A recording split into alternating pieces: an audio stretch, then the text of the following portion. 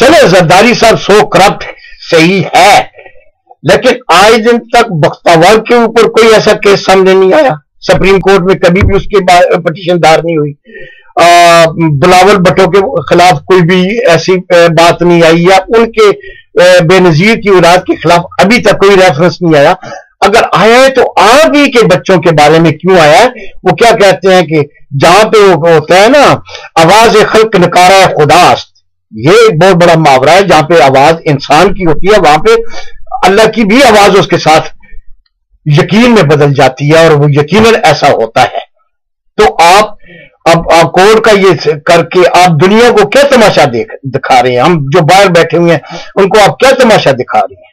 क्या तमाशा हो गया है? आप हमें आज जो है वो इस मुल्क को पहले कितने बुरानों में, इक्तिसादी और माशी बुरान में वो था, सब कुछ था। आज आपने उसको जो है उसमें कानूनी और इसमें इस बुरान में भी मुब्तला कर दिया। अब ये एक नया जो है वो बुरान शुरू हो गया मुल्क के अंदर, एक नई बात छिड़ जाएगी। अभी तक तो 4-5 सालों में आपने तो कोई एक आदमी के लिए कोई ऐसा नहीं किया कि जिसकी मिसाल दी जा सके। महंगाई कहां पे गई, पेट्रोल कहां पे गया? अच्छा, तो ये आखिर इसकी वजह क्या है? मैं कहता हूं कि मैं, अगर आप मुझे इजाजत दें और पब्लिक कहे, मैं आज भी आपको 84 रुपए तक, 78 से 84 रुपए तक पर ये पेट्रोल जो है सुपर आपको पर लीटर दे सकता हूं। मैं चैलेंज है, अगर कोई सुनता है इसको कबूल करता है तो मैदान में आए। आज भी जो है ये इक्तिसादी हालत जो आपने तबाह की हुई है, ये आज भी आ सकती है। हमारा मुल्क में वो रिसोर्सेस हैं, वो कुदरती वसाइल हैं, वो सारा कुछ है। हम ये जो है 80 साल तक पूरे एशिया को बिजली से चमका सकते हैं।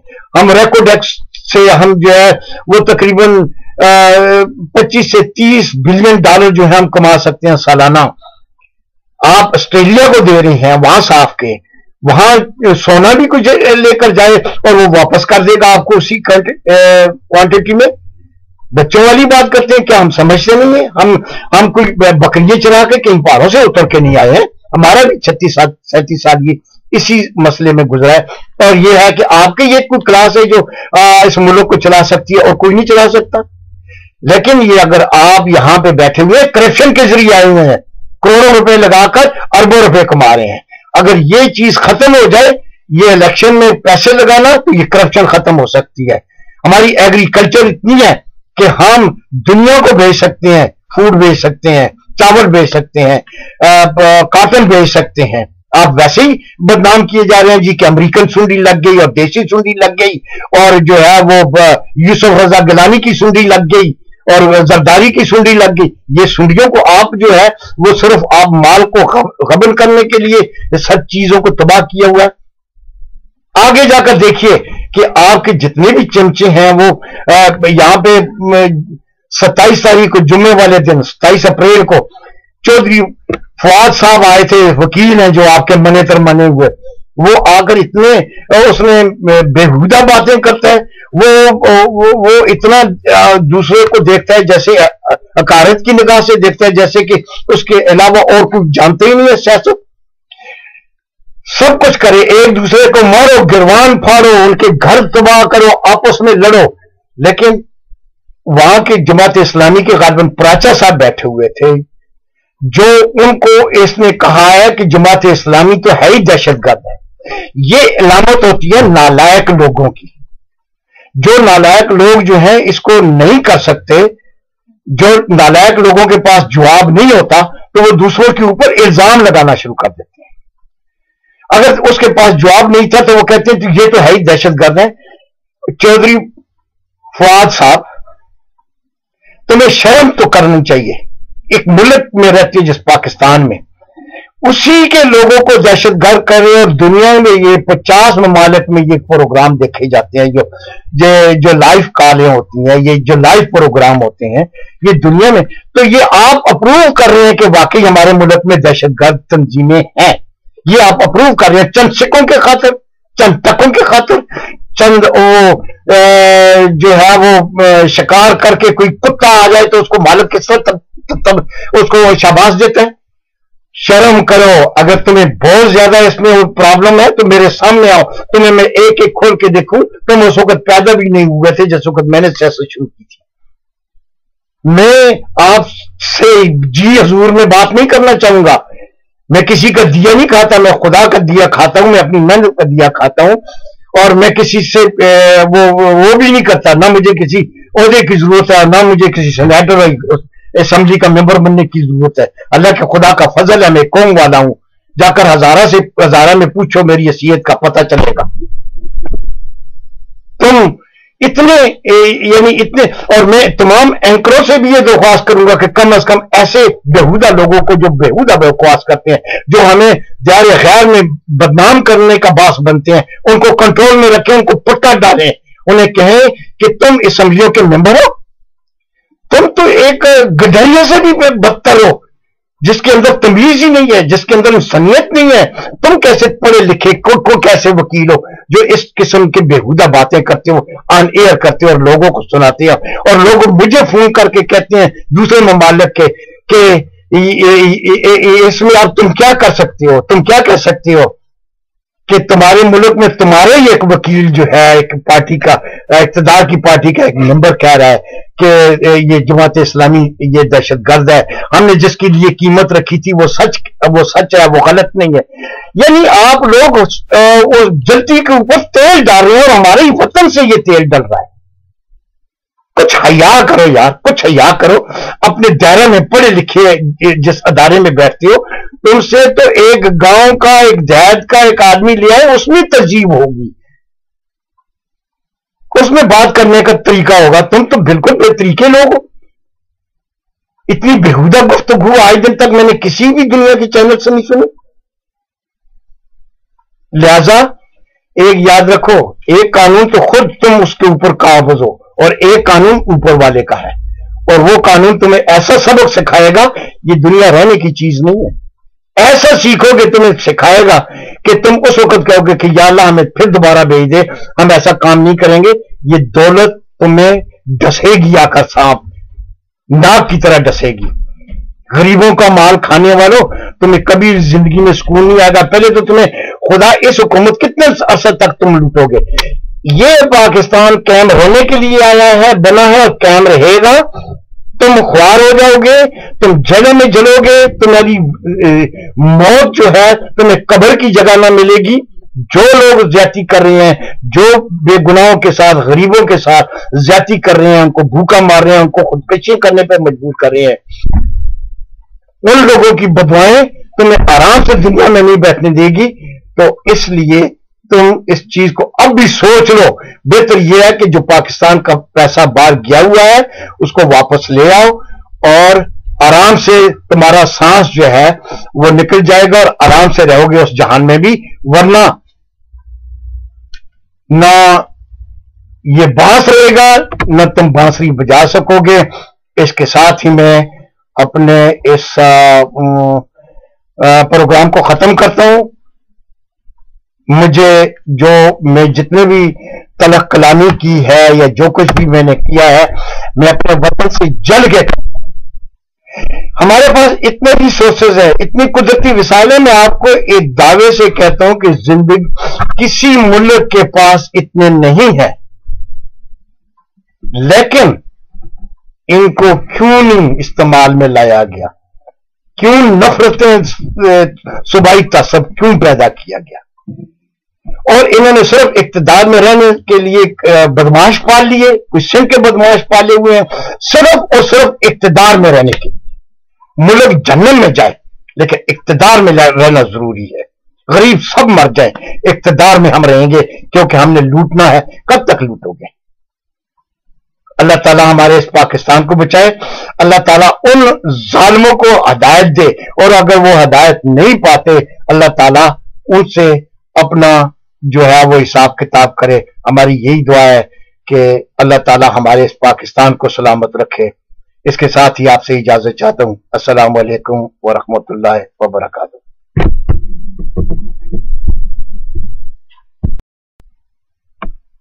बिस्मिल्लाहिर्रहमानिर्रहीम। ख्वातीन व हज़रात, अस्सलाम वालेकुम।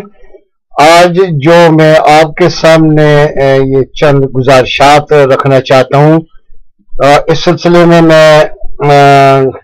آپ کے کچھ گوش و گزار کرنا چاہتا ہوں کہ یہ جو کچھ میں بول رہا ہوں، یہ جو میری ویڈیو ہوتی ہیں ہر 15 دن کے بعد منظر عام پہ آتی ہیں، اور جس کے بارے میں ملک کے بارے میں جو میں اپنے خیالات کا اظہار کرتا رہتا ہوں، وہ یہ نہ سمجھے کہ میں یہ خود اپنے سے جو کچھ بھی کہہ رہا ہوں، بلکہ میں ان پاکستانی اوورسیز کا ترجمان ہوں جو اس وقت پوری دنیا میں ملک سے، پاکستان سے باہر ہیں۔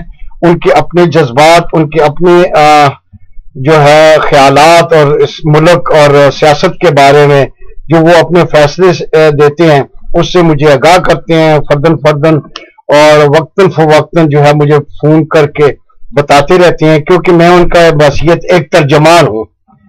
ترجمان میں ان کے ہماری یہاں پہ تنظیم ہے national unity councils overseas Pakistanis world wise, میں اس کا چیئرمین ہوں۔ مجھے خدمت کا موقع دیا گیا ہے، ابھی 3-4 سال سے یہ میں خدمت کر رہا ہوں، بلکہ یہ ہماری امریکن لیول کے اوپر بنی تھی، پھر اس کے بعد برطانیہ، پھر اسی طرح سے کرتے کرتے اب پوری دنیا سے جتنے بھی پاکستانی ہیں ہم سے رابطہ قائم کیے ہوئے ہیں، جو ممبرشپ ہیں، جو ممبر ہیں ہمارے، وہ اپنے ملک کے بارے میں جو خیالات کا اظہار کرتے ہیں، مجھ سے شیئر کرتے ہیں، میں وہ آپ تک پہنچانا چاہتا ہوں۔ پہلی بات یہ ہے کہ آج کا جو موضوع ہے وہ موضوع یہ ہے کہ سپریم کورٹ کے آرڈر کو ڈسبے کرنا، اس کو نہ ماننا، اس کے خلاف نعرے لگانا، اور جو کچھ بھی ہو رہا ہے اس کے بارے میں اپنی گزارشات، اپنے خیالات اور لوگوں کے خیالات آپ تک پہنچانا چاہتا ہوں۔ سب سے پہلے میں آپ کو یہ بتاؤں کہ لوگ جو کہتے آئے ہیں، سب سے زیادہ اکثریت میں 67% لوگوں نے کہا ہے کہ یہ جو کچھ بھی کیا ہے زرداری نے غلط کیا، زرداری کا نام آ گیا، یوسف رضا گیلانی نے جو کچھ بھی کیا ہے وہ بہت زیادہ غلط کیا ہے۔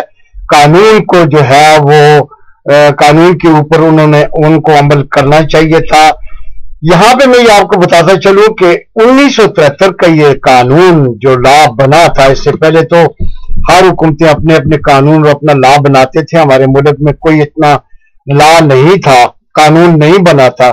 یہ بھٹو صاحب کو میں خراج تحسین پیش کرتا ہوں کہ انہوں نے اپنی حکومت میں یہ کام کیا کہ ایک ملک آئین دیا، جس میں اپوزیشن بھی انہوں نے بھی ایکسپٹ کیا، چھوٹی اور بڑی پارٹیوں کے سب کا دستخط تھا، اور یہ ملک میں ایک جامع قانون جو تھا، یہ آئین جو دیا گیا تھا، یہ جو آج دن تک ہے، اسے کوئی بھی حکومت نہیں بدلا سکی اور نہ آئندہ بدلا سکے گا۔ اس قانون کے تحت 1973 کا جو لا ہے، آئین ہے پاکستان کا، اس میں سب سے پہلے تو یہ آرٹیکل یہ تھا کہ آرٹیکل 61، 62، 63، اگر 61 اور 63 کو زیادہ دیکھا جائے تو اس میں زیادہ کھل کے تشریح آتی ہے کہ کوئی بھی ایسا آدمی جو ہے وہ اس ملک کا سربراہ اور ممبر نہیں ہو سکتا جو امین اور امانتدار اور جانتدار نہ ہو۔ لیکن جب سے پاکستان بنا یا اس کے بعد خود اس حکومت میں قانون کے بننے کے بعد بھٹو گورنمنٹ میں بھی ایسے کوئی بھی جانتدار نام کی کوئی چیز نہیں ملی جو اس قانون کے اوپر عمل کرتی۔ بہرحال آئین ہے، کتابوں میں لکھا گیا، لیکن ان وڈیروں، جگیرداروں اور سرمایہ داروں نے جن کا کارخانے بھی وہی تھے، زمینیں بھی تھی، اور وہ اقتدار پہ بھی قابض ہو گئے، انہوں نے اپنے طرف ہی سوچا، اپنی دولت اور مال کمانے میں اور کارخانے لگانے میں سوچا، چاہے وہ پیپلز پارٹی کے تھے، چاہے وہ مسلم لیگ کے تھے، چاہے وہ کاف کے تھے یا نون کے تھے یا کسی اور پارٹی سے تعلق تھا۔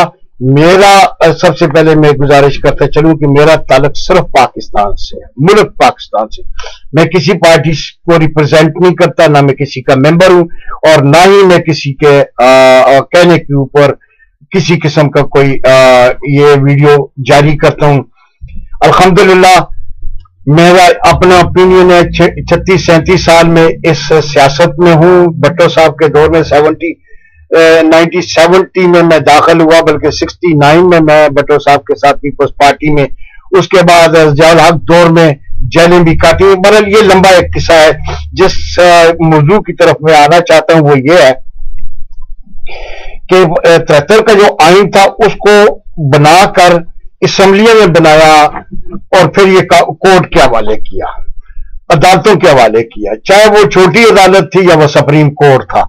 ان کے فیصلے جو تھا اس کے اوپر عمل درآمد کرنا وہ عدالتوں کا کام ہوتا ہے. یہ چونکہ ممبر اسمبلیوں کے ممبر جو ہیں وہ جج نہیں ہو سکتے، جج علیحدہ ہوتے ہیں جو ان کے اوپر عمل درآمد کراتے ہیں اور مجرموں کو جو اس کے خلاف ہوتے ہیں وہ سزا دی جاتی ہے. دیکھا جائے تو اس میں جتنے بھی قومی اسمبلی کے یا عام طور پہ جو بھی ممالک اس ریاست کے باشندے ہیں وہ اس کے پابند ہوتے ہیں کہ اگر ان قانون کی خلاف ورزی کی گئی تو وہ سزا کا مستحق ہوگا، اس سے منحرف نہیں ہوگا، اس سے باغی نہیں ہوگا. اگر ہوا تو اس کے لیے یہ سزا ہے. اب آپ چونکہ یہاں پہ جو سلسلہ ہوا اس کے بعد اسی 1973 کے آئین کی خلاف ورزی جنہوں نے بنایا تھا انہوں نے خود کی. یعنی ذوالفقار علی بھٹو صاحب نے اس قانون کی خود کئی شقوں کے اوپر عمل درآمد ہی نہیں کیا گیا، کئی شقوں کا جو ہے ان کی خلاف ورزی کی گئی اور اس میں لکھا گیا تھا کہ جو بھی اس قانون کو توڑے گا اس کے لیے سزائے موت ہوگی. یعنی اس کا مطلب یہ تھا کہ کوئی آدمی مارشل لا نہیں لگا سکتا.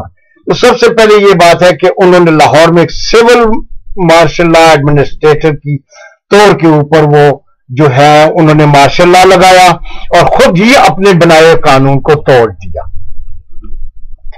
اگر سقراط کی طرح پیالہ زہر کا پی لیتے تو وہ علیحدہ بات تھی، لیکن انہوں نے اس کی اپنے قانون کی خلاف ورزی کی. آگے چلتے ہیں. اس کے بعد اگر ضیاء الحق نے کیا وہ بھی قانون کی خلاف ورزی تھی، اگر مشرف دور میں ہوا تو وہ بھی خلاف ورزی تھی. لیکن یہ خلاف ورزی شروع سے کس نے کی؟ اگر اس قانون کو توڑنے میں سزا دی جائے تو جس نے پہلے توڑا وہ بھی سزاوار ہے، جس نے بعد میں نمبر 2 توڑا.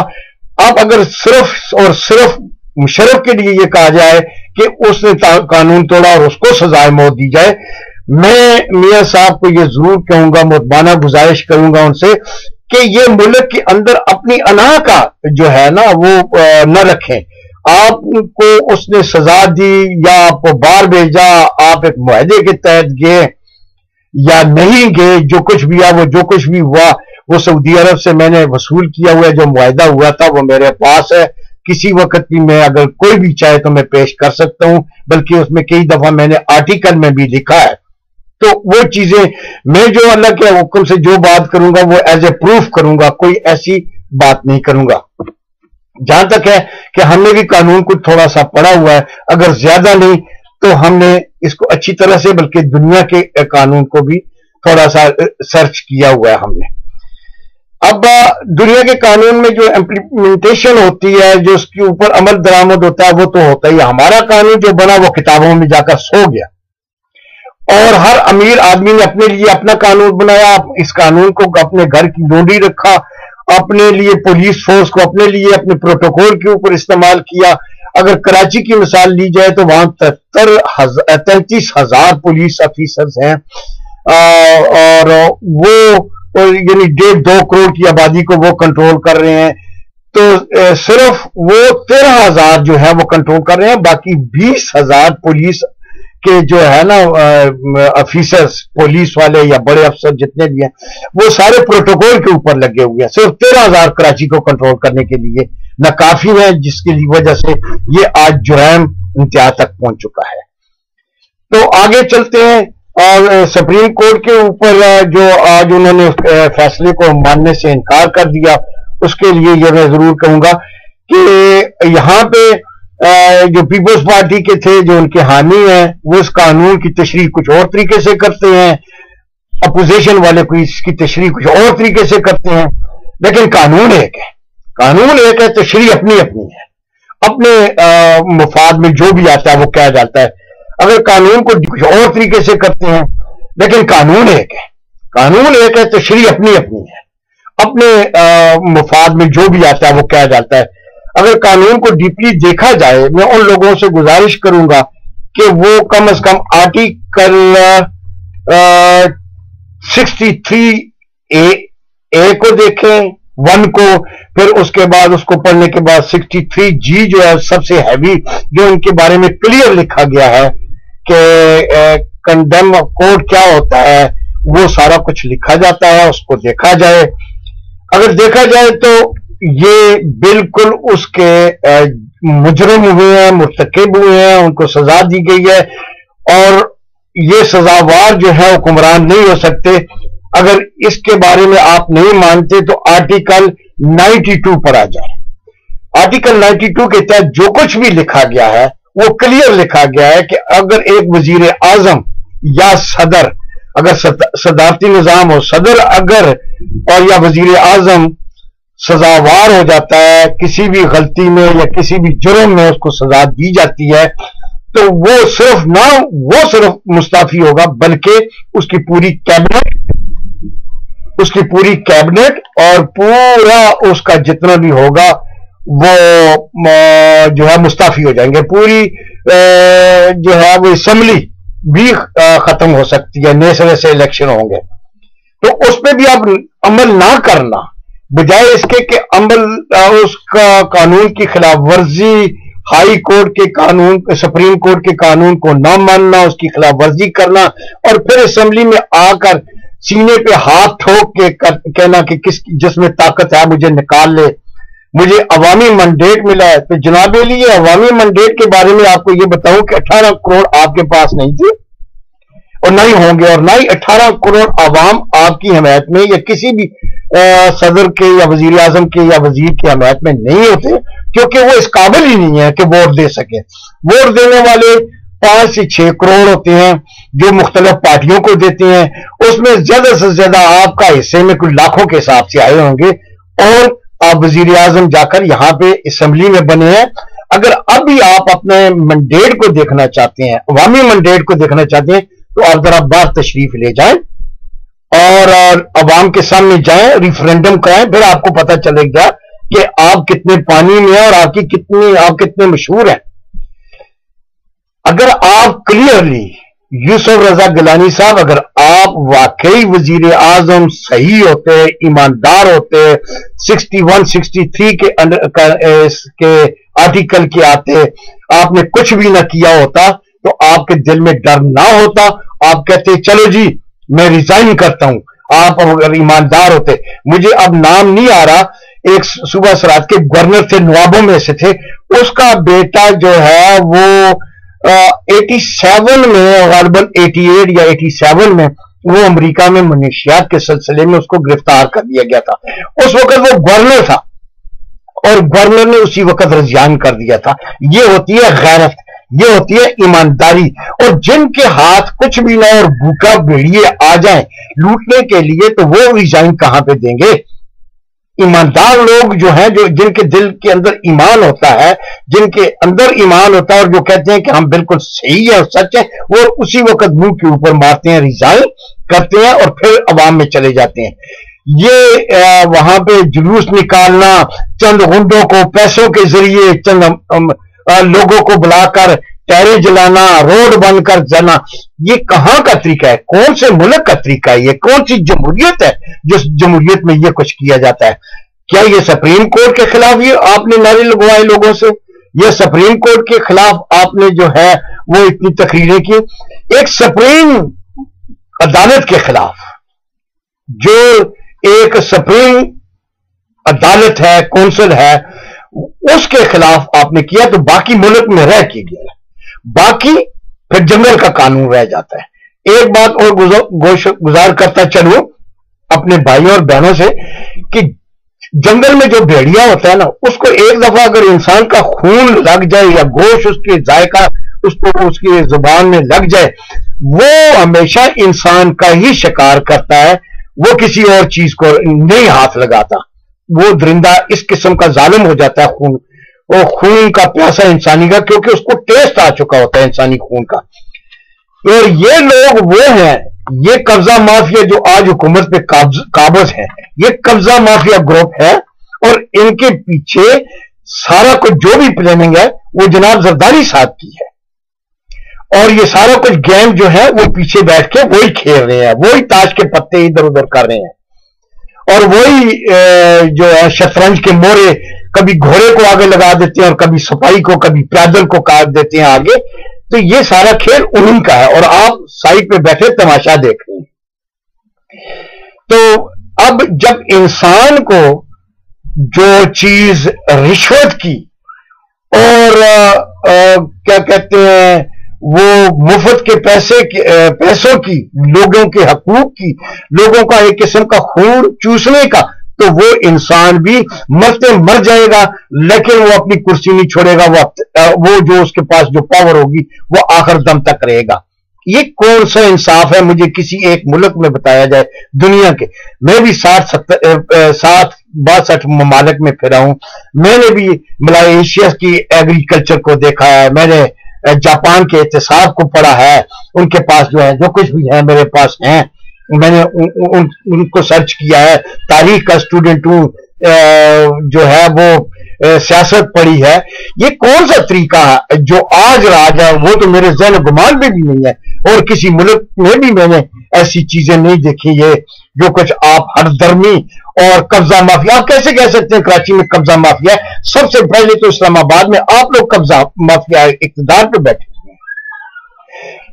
आगे चलते हैं, जब आपने ये सारा कुछ करने के बाद भी आप कोई भी इस 4 सालों में आवाम के लिए कोई आपने वो नहीं किया, यानी 4 सालों में आपकी कारकर्दगी 0 से भी डाउन है, बल्कि तबाही में, तमाम अदारों को तबाह करने में आपकी हुकूमत का है। PIA खत्म हो गई है, रेलवे तबाह हो चुकी है, हवाई सफर से लोग जो हैं वो डरते हैं, सफर नहीं करते इसलिए कि उनकी इंस्पेक्शन नहीं हो रही। जो इंस्पेक्टर रखे हुए हैं इंस्पेक्शन करने के लिए, उनको आपने निकाल दिया। चंद आदमी जो है सफारशी रखे हुए हैं जिनको ईची बीची का कोई पता ही नहीं है, या ABC का भी नहीं पता, वो कैसे जो यानी महकमे से उस स्टेट से ताल्लुक ही नहीं रखते, उनको आपने लगाया हुआ है। और इसी तरह जरदारी साहब ने लगाया हुआ है, पैसे खाए जा रहे हैं। स्टील मिल का वो हाल तबाह हुआ है कि एक क्लब वाले शराब जो बेचता था दुबई में, जहां पे जरदारी साहब भी जाकर बैठते थे, उसको आपने स्टील मिल का लगा दिया, किसी को कहां पे लगा दिया, मुल्क का तो बेड़ा गर्क हो गया। आप लोग ना यहाँ पे रहने वाले हैं, ना आपके बाल बच्चे यहाँ पे हैं, ना आपके पास वो जो है जायदादें भी आपकी बाहर हैं। में ये जो है मोस्टली लोग ऐसे हैं। अगर आपका वजीर आजम साहब, साहबका वजीर आजम साहब यूसुफ रजा गिलानी साहब, आपको अगर याद हो, या वो लोग जो सुन रहे हैं जो मुझे बुरा भला कह रहे होंगे या मुझे गालियां निकाल रहे होंगे कि मैं झूठ बोल रहा हूं, सिर्फ मेरी उनसे ये गुजारिश है कि वो सिर्फ एक चीज देखें। जो यूसुफ रजा गिलानी ने आज से कुछ 4-5 साल पहले किताब लिखी थी, उस किताब में एक वाज़ा जिक्र किया हुआ था, ये मेरे पास है किताब, अब मैं याद नहीं रहा वरना मैं आपको वो पेज खोल के बताता, कि उसमें उन्होंने ये लिखा था कि मेरे पास एक वक्त था, मेरे पास बच्चों के लिए फीस देने के लिए भी पैसे नहीं थे। आप मुझे ये बता दें या उनसे पूछें, ये यूसुफ रजा गिलानी साहब इसकी तशरीह करें कि ये 99 लाख रुपए की रोल राइज कार कहां से आई, जो हाजियों के गले काट के, जो मुकद्दस मुकामात पे गए थे उनके गले काट के आपने आपके बेटे ने लिया। फिर वो उस केमिकल में जो है, वो जो मुनशियात की केमिकल थी उसमें आपने किए, और उसमें आपके बेटे का नाम आ गया, दूसरे का आ गया। आपके भाई जो है वो कोई सेनेटर हैं, कोई आपके जो है कौमी सूबाई असेंबली में बैठे हैं, आपके बेटे जो है वो कोई कौमी में है, कोई सूबाई में है। आपका घर का घर ही जो है रह गया, बाकी पता नहीं अब आपकी कुछ जो है और लेडीज भी हुई होंगी, क्योंकि आपने पैसा तो नहीं देखा, आपने तो पैसा बनाना है अभी। अब آگے اگر چلیں دیکھیں تو یہ سارے کچھ الزامات آپ کے اوپر کیوں ہیں؟ چلے زرداری صاحب سو کرپٹ